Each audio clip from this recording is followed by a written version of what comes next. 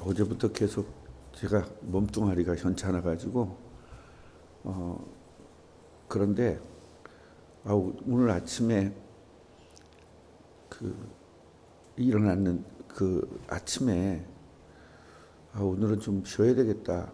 어제부터 계속 그러니까 좀 쉬어야 되겠다 생각을 했는데 우리 아내가 일어나자마자 얼마나 시끄럽게 하는지 그릇 소리 뭐 찬장 쾅쾅 닫는 소리 더 이상 일어날 수가 없더라고요. 그래서 좀 내 방으로 가서 좀 쉬어야 되겠다. 지금 더우니까 거실에서 자거든요. 저 혼자서. 내 방에 가서 좀 자야 되겠다 이러고 가는데 아니다. 내가 먼저 번에 얘기했지. 쓰러지더라도 설교하다가 쓰러져야 되겠다. 그런 생각으로 왔습니다. 오늘 저희들이 좀 깨달아야 될 것은 뭐냐면 다윗이 지금 굉장한 위기에 있잖아요. 근데 대부분 예수를 믿지 않는 사람들은 사람 중심이기 때문에 하나님 중심이 아니기 때문에 다윗이 위기에 있고 지금 압살롬이 뜨는 해잖아요. 압살롬이 전국적으로 인기가 있고 그런 상태에서 다윗을 따르는 건 바보예요. 상식적으로 대통령도 전 대통령이 있고 후 대통령이 있는데 후 대통령을 따라야 되죠. 그래야 권력이 되니까요. 교회도 마찬가지입니다. 후임자가 오면 성도들이 전부 다 그 후임자한테 모든 초점을 다 맞춰요. 그러다 보니까 전임자 목사님이 굉장히 막 뭐라고 해야 되나 허탈감을 느낀다고 하나? 그래서 결국은 교회 문제들이 굉장히 많습니다. 원로 목사와 새로운 담임 목사 간에. 그래서 이 하나님의 백성들, 성도들은 어떤 식으로 해야 되는지 그런 이야기들을 좀 할 겁니다. 물론 나는 은퇴하자마자 교회를 떠날 거니까, 왜냐면 여기 있으면 또 여러분들에게 그렇게 헷갈리는 걸 주고 싶지가 않아서 난 떠나야 되겠다 그렇게 마음을 먹고 있어요. 그런데 우리가 기본적으로 알아야 될 것들은 뭐냐라는 겁니다. 지금 다윗은 지금 도망을 가고 있는 상황입니다. 그런데 그 다윗을 따르는 사람 중에 세 사람의 중요한 인물이 있습니다. 우리로 얘기하면 이제 장로님, 권사님들 이런 그 중직자들이라고 생각을 해야 됩니다. 첫째는 이때입니다. 이때. 이 이때라는 사람은요, 가드 사람이거든요. 이 가드 사람 이때는 이 다윗을 따라야 될 필요가 없어요. 자기 고향으로 가면 끝나는 겁니다.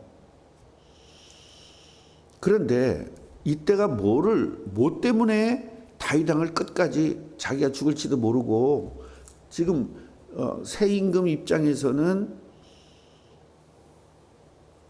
이 다윗을 따르는 사람들은 나중에 다 죽여야 되는 그런 상황이죠. 죽음을 각오하고 다윗을 따라요.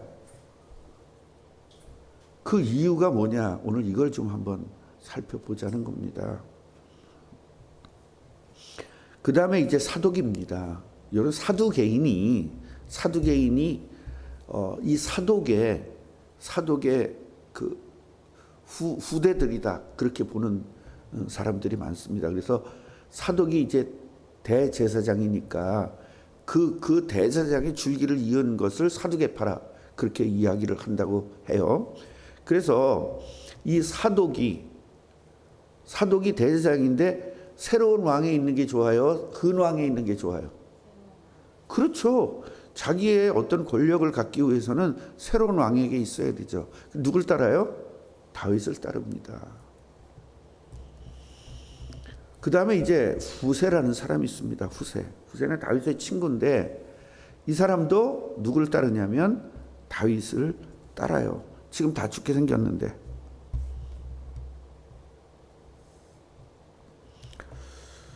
자, 그 다음에요. 아히도벨이라는 사람이 있습니다. 아히도벨이라는 사람은 다윗의 사람입니다. 다윗의 모사예요. 그러니까 전쟁을 나거나 이랬을 때 모든 그 전쟁에서 이길 수 있도록 지혜를 내는 사람을 모사라고 하거든요. 그 모사가 잘해야만 전쟁에 이길 수 있는 건데 다윗의 모사인데 누구한테로 가요? 압살롬한테로 갑니다. 그래서 다윗을 배신하는 사람이 생겼고 다윗을 배신하고라도 새 왕에게 있어야 되는 사람들 세 사람은 다윗에게로 가요. 이걸 우리 한번 비교해 보자라는 겁니다. 예수님이 죽게 되니까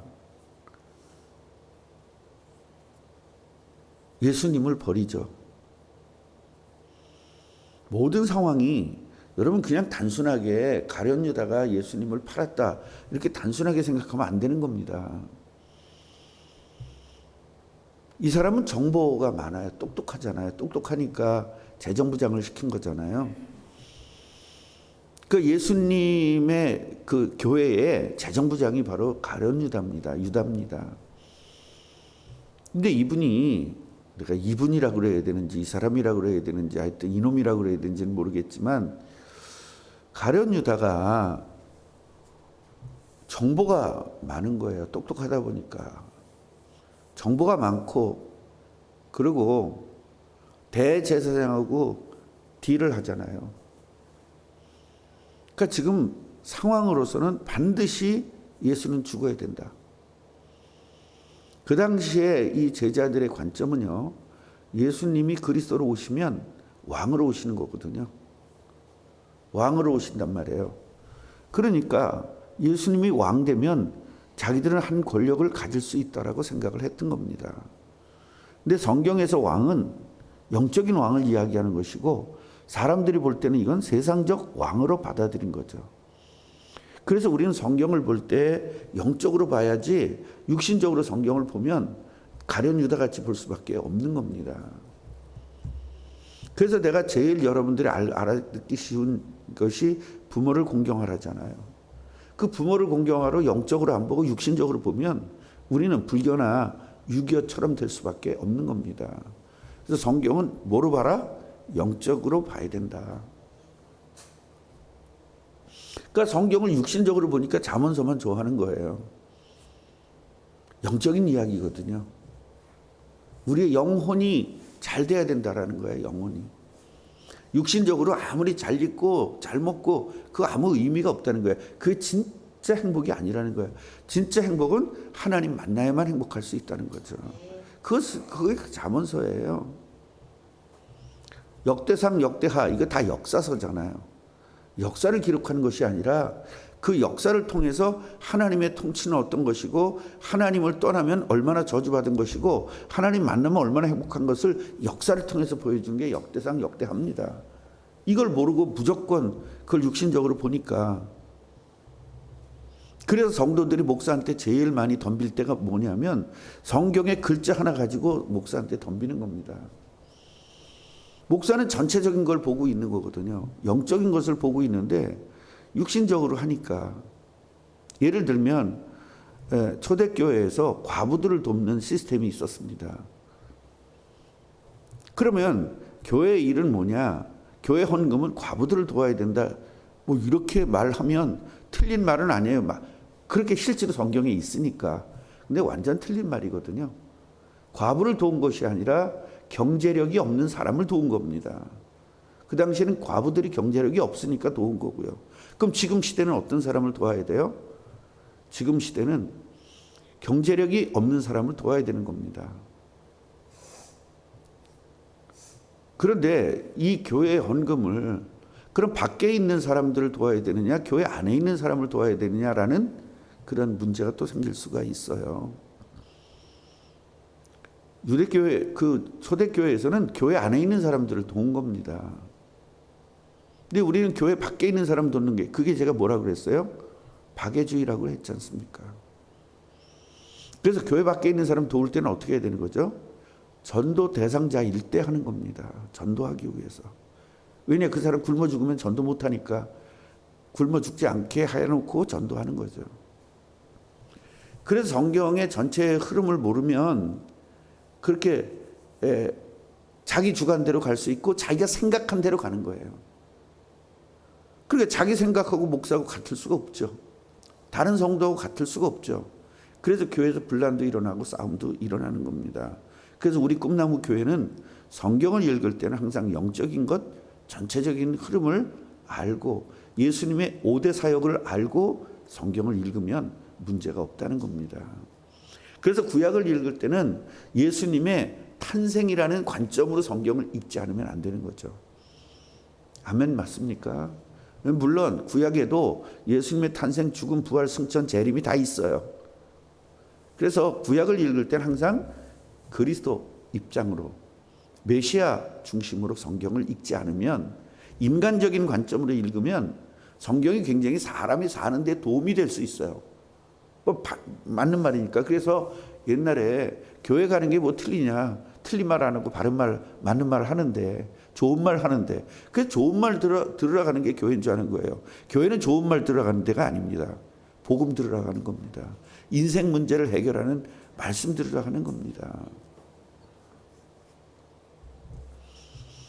지금 엄청나게 지금 다윗이 고난을 당하고, 아까 가룟자이겠죠. 그런 정보력이 정확하게 하기 때문에 그 당시에 정보력이 없는 사람은 예수와 함께 죽겠다 뭐 이럴 수도 있지만, 지금 예수는 당장 죽는다 이런 정보력이 있기 때문에 예수가 죽으면 어떻게 돼요?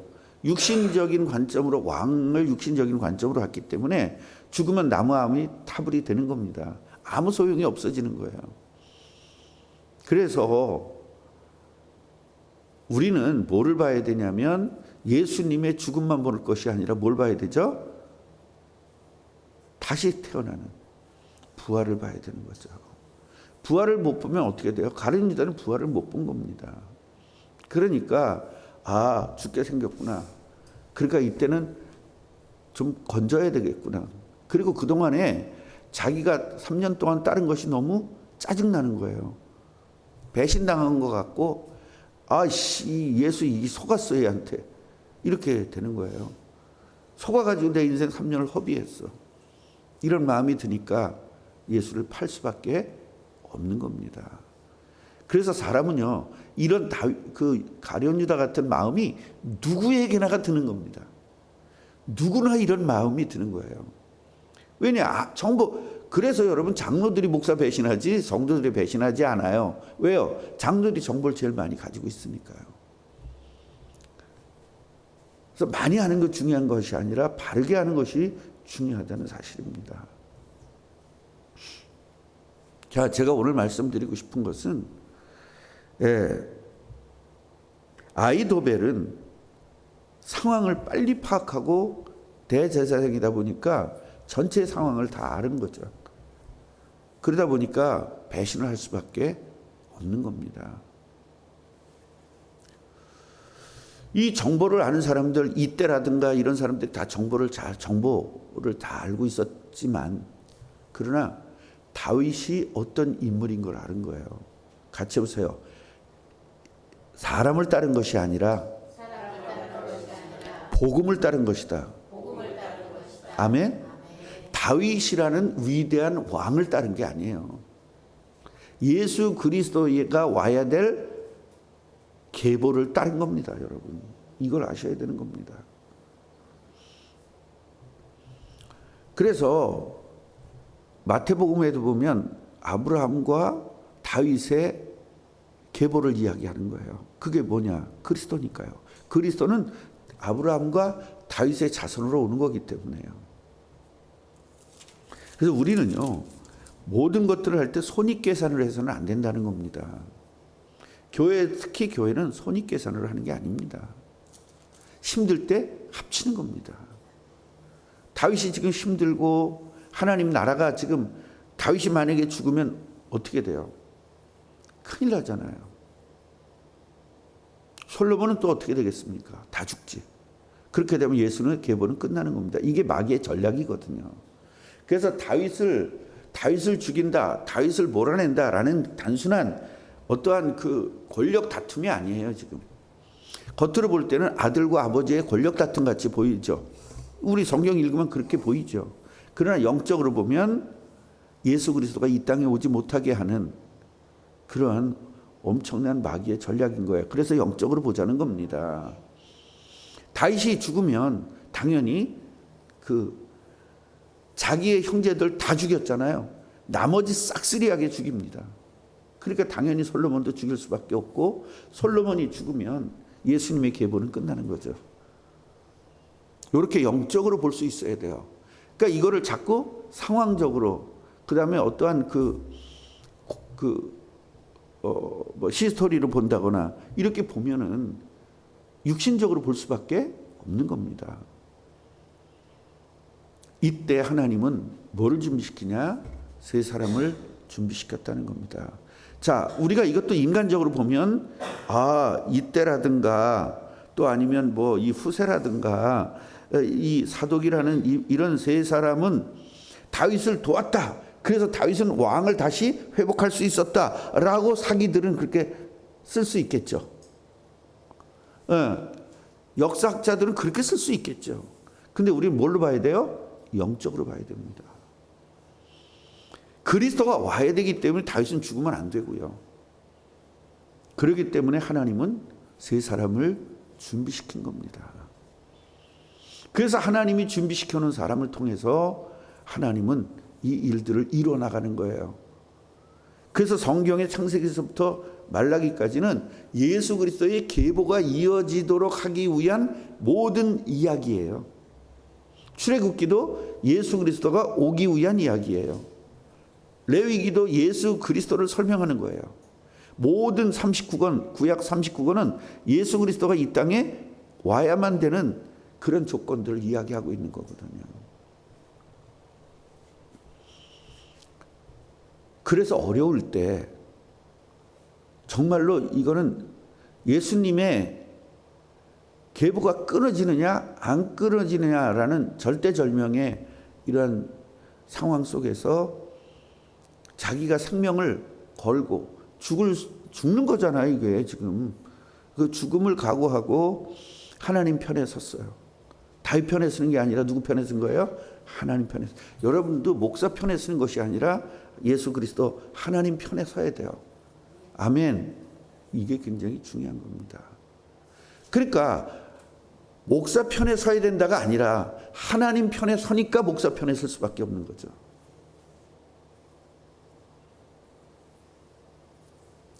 위기가 왔을 때 나는 어느 편에 설 것이냐, 이런 결단이 우리들에게 좀 있어야 될 필요가 있습니다. 지금 우리 꿈나무 교회 위기가 왔잖아요. 지금 한 달치 위기가 왔어요. 500만 원을 못 낸 겁니다. 그래서 우리 중직자 거기서 기도하라고 제가 올려놨잖아요. 그래서 제가 50만 원 헌금을 한다고 올려놨더니 어떤 분이 또 100만 원 자기가 하겠다고 저한테 연락이 왔습니다. 그래서 150만 원이 확보가 됐습니다. 어려울 때 우리가 이때같이, 그리고 사독같이, 그리고 후세같이 이렇게 한 마음이 안 된다면, 한 마음이 된다면 뭐가 문제겠습니까? 이 엄청난 위기를 딱 완전히 벗어날 수 있는, 성경에 보면요, 위기 때마다 준비된 사람들이 굉장히 많습니다. 요셉이 죽으면 어떻게 돼요? 안 되잖아요.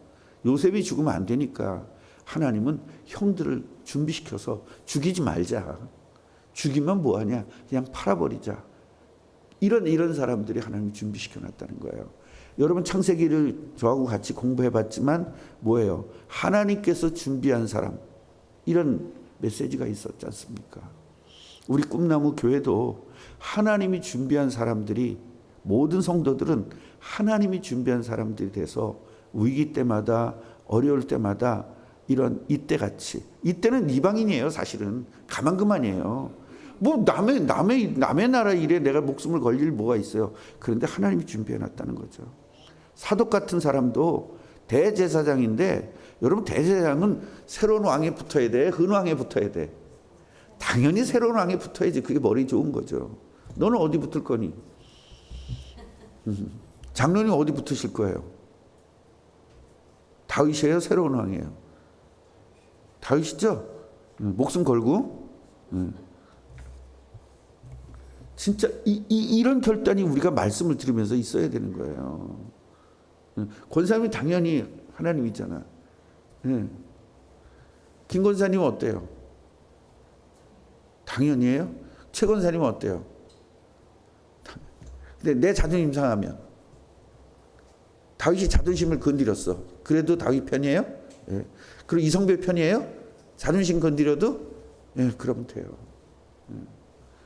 최 권사님 돈 문제 와도 이성배 편이에요? 돈 문제 오면 저긴 조금 약간 헷갈리는데. 그러니까 이런 것들이 우리가 지금 뭐가 나를 헷갈리게 만드느냐를 찾아내는 거예요. 그게 영적 문제거든요.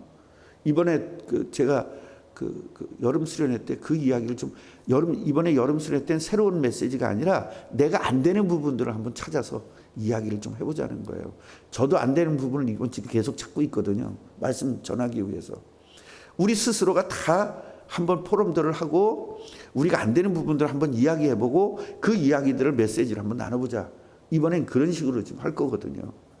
그래서 우리 여기에 모이신 분들은 내가 안 되는 부분을 솔직하게 이야기할 수 있는 그 기회를 제가 드릴 거예요. 그럼 나와서 한 3분 이내로 나는 이런 게 잘 안 됩니다. 나는 이 문제 오면 이게 잘 안 됩니다. 나는 마누라 문제가 끼면 안 됩니다. 나는 돈 문제가 끼면 안 됩니다. 나는 회사 문제가 끼면 안 됩니다. 이런 것들, 안 되는 것들을 이야기하면 저는 안 될 수밖에 없는 이유를 설명하고 될 수밖에 없는 방법을 제시를 할 겁니다. 이번 여름 수련은 그렇게 할 겁니다. 그래서 우리가 한마음 한뜻이 돼서 하나님이 준비된 사람으로서 천국을 소유하고 그 다음에 결과를 알잖아요. 하나님 편에 서면 결과를 알잖아요. 홍해가 갈라지는 겁니다. 하나님 편에 서면 만나가 공급되는 겁니다. 하나님 편에 서면 반석에서 물 나는 역사가 있게 되는 겁니다. 이 축복 누리시기를 주님의 이름으로 축원합니다. 하나님, 우리는 위기가 오면 도망갑니까? 아니면 위기에 들어갑니까? 복음이라면 어떤 위기가 와도 들어가야 되고 복음이 아니라면 아무리 좋은 일이라도 우리는 피해야 되는데 오늘 이것 깨닫게 해주시니 감사합니다. 정말 머리가 좋고 지혜로운 사람은 새로운 왕 그쪽으로 붙었습니다. 그러나 이 바보 같은, 사람들이 볼 땐 바보같이 아무 생각도 없는 것 같이 그렇게 보이는 사람들은 다윗 왕을 선택했습니다. 결과는 뻔하지 않습니까? 하나님, 우리에게 이러한 지혜를 주옵소서. 정말로 이때 같은 지혜 주시고 사독 같은 지혜 주옵소서. 그리고 후세 같은 지혜를 주옵소서. 그래서 하나님 나라를 이루어내는 축복을 누리게 주옵소서. 예수님의 이름으로 기도합니다. 아멘.